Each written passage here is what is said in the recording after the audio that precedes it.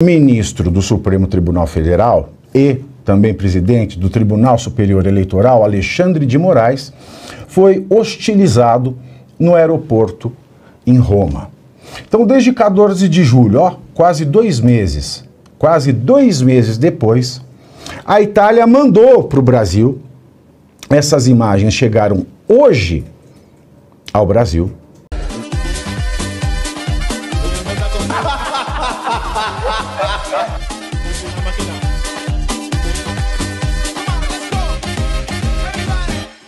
Nós vamos falar das imagens que chegaram da Itália. Pois é, para quem não se lembra, no dia 14 de julho, o ministro do Supremo Tribunal Federal e também presidente do Tribunal Superior Eleitoral, Alexandre de Moraes, foi hostilizado no aeroporto em Roma.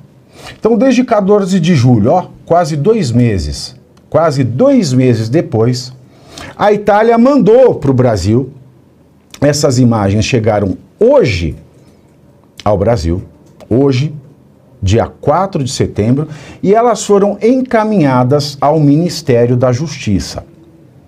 O ministro da Justiça, então, Flávio Dino, recebeu essas imagens e vai encaminhá-las à Polícia Federal para os autos do inquérito que investiga as supostas agressões do ministro Alexandre de Moraes no aeroporto de Roma no dia 14 de julho deste ano. Acontece que a defesa da família, que supostamente agrediu verbal e fisicamente o ministro e os seus familiares no aeroporto de Roma, a defesa ela fez um pedido. Que pedido foi esse? Ela pediu que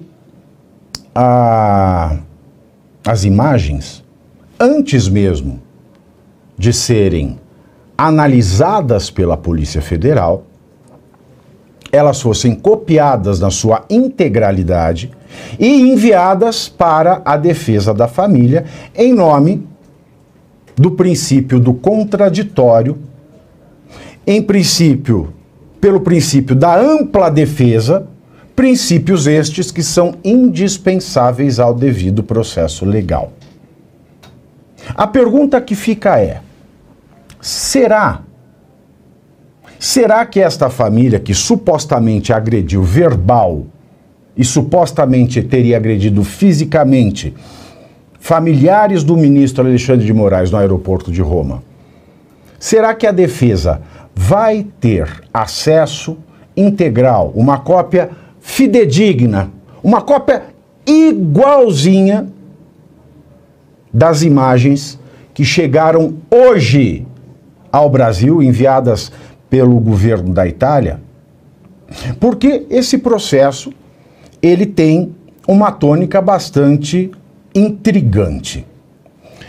Esse processo de uma agressão ocorrida no território estrangeiro, ou seja, ocorreu na Itália, no aeroporto internacional de Fiumicino, em Roma, ele poderia ser investigado, processado e julgado no Brasil? A primeira resposta, senhores, é sim. Existe no Código Penal Brasileiro, logo nos seus primeiros artigos, no artigo 7º, um artigo que fala do princípio da extraterritorialidade do direito penal brasileiro. O princípio da extraterritorialidade, no ano passado, ele entrou na moda no Brasil por conta daquele caso da mulher da casa abandonada lá de Higienópolis, que teria escravizado, estaria foragida do FBI e queriam abrir um processo contra ela no Brasil.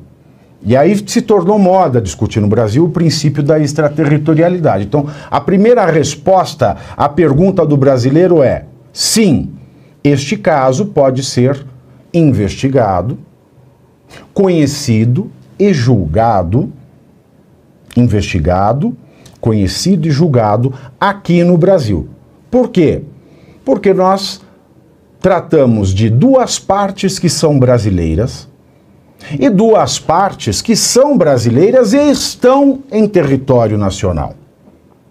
Portanto, não faria sentido nenhum que esse crime fosse investigado e julgado na Itália. Agora, a questão é, a investigação ela está sendo conduzida em estrito respeito ao direito processual penal? Porque o direito penal, ele estipula quais são os crimes num país. E a agressão física é crime, e a agressão verbal também é crime. Ela pode tomar a forma de injúria, calúnia ou difamação. Qual é a diferença desses três tipos? A calúnia é quando você diz que alguém cometeu um crime sabendo que ela não cometeu. Por exemplo, eu chamo, vamos usar aqui o presidente Itamar Franco como exemplo, porque ele já pereceu há muito tempo. Eu chamo o presidente Itamar, que Deus o tenha, de ladrão. Vamos supor que ele está vivo. E não tem nenhuma condenação transitada em julgado contra ele pelo crime de roubo ou de furto. Ah, ladrão é aquele que comete roubo ou furto. Qual que é a diferença entre roubo e furto? O roubo é aquele que é cometido através de violência. Você usa uma arma, violência física. E o furto, você subtrai sem violência. Na maioria das vezes, sem que a pessoa sequer perceba. Né? O attenzione, pickpocket, pá, isso é um furto. Né? Batedor de carteira é um furto. O roubo é aquele que você sofre de violência ou grave ameaça. Então, o ladrão, ele pratica roubo e furto. Se a pessoa não é condenada e não tem trânsito e julgado, não tem trânsito de uma sentença penal condenatória contra a pessoa, eu posso responder por calúnia, por chamar alguém com o nome, o tipo criminoso que essa pessoa não foi condenada. Já a difamação, eu não imputo fatos criminosos à pessoa. Eu chamo de FDP, eu falo mal da mãe, eu falo mal dos filhos, eu falo da sexualidade, ou seja, eu falo coisas em público.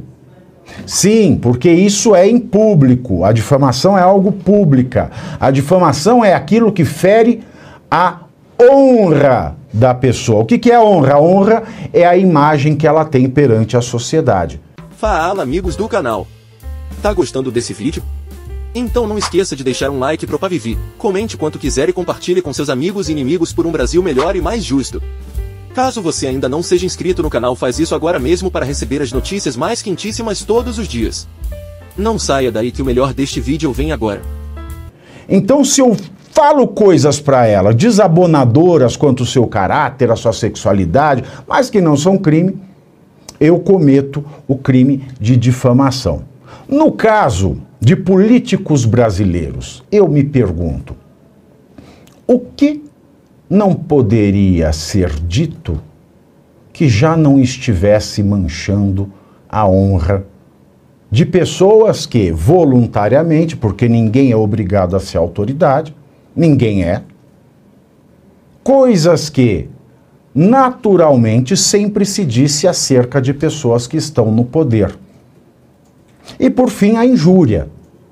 A injúria são coisas que você diz a alguém que abalam a estrutura psíquica interior dessas pessoas. Então, no caso do ministro Alexandre de Moraes em Roma, as palavras que eventualmente os familiares proferiram contra o ministro e seus familiares podem configurar difamação ou calúnia, a depender do que foi dito. E, se teve mão na orelha, também o crime de agressão física. Essas imagens chegaram hoje no Brasil e foram ao Ministério da Justiça e dali espera-se que vá para a Justiça Federal. Agora, a defesa tem todo o direito de analisar esse material. A defesa tem todo o direito de acessar esse material original.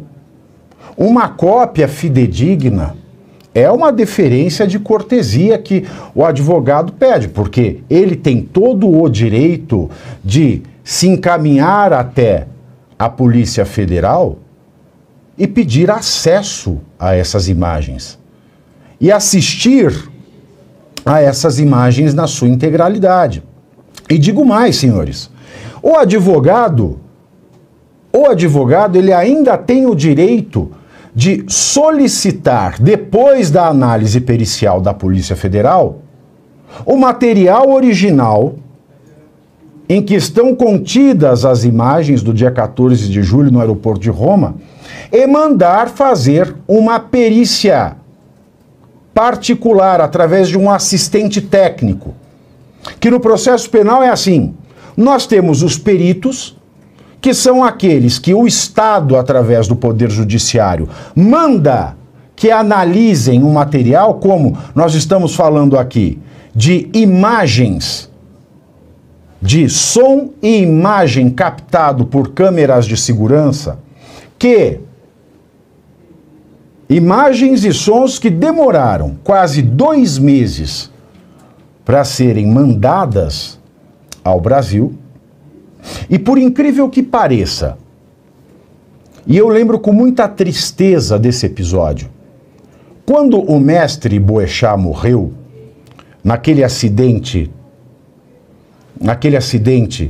do helicóptero, uma das coisas que mais me revoltou foi o seguinte: as pessoas, ao invés de prestarem socorro ligando para uma ambulância, ligando para um hospital, ligando para a polícia, para bombeiros, as pessoas, todas elas, com os smartphones em mão, estavam fazendo lives, vídeos da tragédia. E eu pergunto, no dia 14 de julho em Roma, não parece estranho que ninguém tenha feito o registro dessas imagens com telefones particulares? Pode ser que não tenham feito, ninguém é obrigado a fazer. Mas numa sociedade de informação que nos sufoca, numa sociedade, como dizem na Itália, sottoesvegliata, né? Numa sociedade em que nós somos dia e noite vigiados por câmeras, se não de segurança, mas dos celulares alheios, dos smartphones alheios, nós não termos visto nenhuma imagem, nem na RAI, que é a maior rede de televisão da Itália, nem em redes sociais, porque lá, de certo, nós não tínhamos somente brasileiros, nem italianos, tinham pessoas de todas as nacionalidades. O aeroporto de Roma é um dos maiores aeroportos do mundo, um dos maiores destinos de viagem do mundo. Uma vez que sou estranho, uma vez que nenhum outro registro de imagem e de som foi feito, o advogado que defende esse casal brasileiro que é acusado de ter agredido verbal e fisicamente, e olha, estou dizendo aqui, mesmo no caso dessas imagens inequivocamente mostrarem que o ministro Alexandre de Moraes foi agredido verbal e fisicamente, mesmo nesse caso, a defesa ela tem o direito de pedir o original e mandar a um assistente técnico, que é o perito particular. Todas as partes têm o direito de fazer uma perícia particular. Então contrata-se um assistente técnico e ele vai ver se aquelas imagens elas não têm cortes, se aquelas imagens não têm adulteração. Elas vão verificar se aquelas imagens são de fato imagens do aeroporto de Roma, que elas não passaram por nenhum processo. Então a defesa ela tem todo o direito de ter acesso a essas imagens. E eu faço aqui votos para que essas imagens sejam disponibilizadas o quanto antes para a família dos supostos agressores. Porque a justiça brasileira já está maculada demais, com essa questão do mistério. Já que o povo brasileiro não vai ter acesso a essas imagens, que a defesa tenha acesso a essas imagens. Porque se houver algum vazamento, e a gente vive de vazamento em vazamento nesse país, a gente descobre coisas mais pela imprensa do que pelos órgãos oficiais. O 8 de janeiro foi a mesma coisa. Nós só soubemos daqueles vídeos porque foi vazado. Então, se houver algum vazamento, que a defesa pelo menos tenha como se defender também na esfera do debate público e midiático. Porque algo de estranho existe neste caso. Porque, como advogado, eu posso lhes dizer, eu nunca vi, eu posso desconhecer. Posso desconhecer porque ninguém sabe tudo, mas eu nunca vi uma busca e apreensão ser realizada em caso de agressão física e verbal. Busca e apreensão no domicílio dos suspeitos foi a primeira vez que eu vi acontecer, e foi neste caso. Não existia razão para a aprovação de busca e apreensão na casa desta família no interior de São Paulo, por mais reprovável que uma agressão seja, por mais reprovável que qualquer agressão seja, a busca e apreensão que está lá prevista nos artigos 240 e seguintes do Código de Processo Penal Brasileiro, ela não se presta para esclarecer um caso de agressão física e verbal. Uma busca e apreensão, ela se presta a esclarecer casos como porte ilegal de armas, como tráfico de drogas,